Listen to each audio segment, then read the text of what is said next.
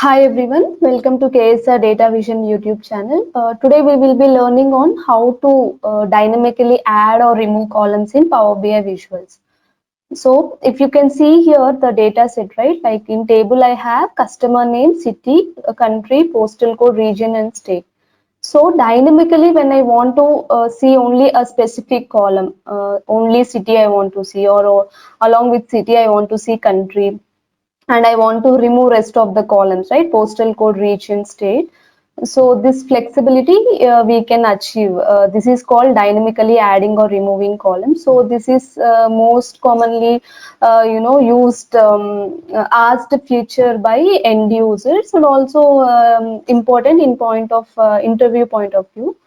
So let's see how we can achieve this. So I'll take a blank report, Power BI report.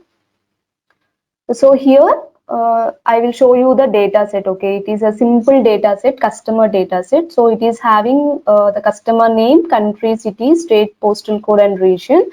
Where customer name in this data set, it is uniquely identifying each record in this data set. So let's see how we can achieve this. So first let's go to transform data. So we are coming to Power Query editor here. And so this is something which is uniquely identifying each record, right? So I'll make this as fixed, and then I'm selecting this column, right click on the column and unpivot other columns. So when you make this, all the other columns like country, city, state, postal code, region, all will come under this particular column, and here you will have the corresponding values of that. So this attribute column, I will change it to select columns. Uh, and then we can save this one.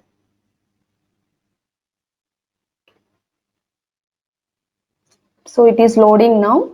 So now all the columns I want, right, to see. So I will go here and select one slicer here. So in this slicer, I will be adding the dynamically changing columns. So I will add a drag and drop the select columns here. And the data I want to see in a table form. Since we should have the flexibility to add or remove columns, instead of table, I'm going for matrix. So I'm adding it here.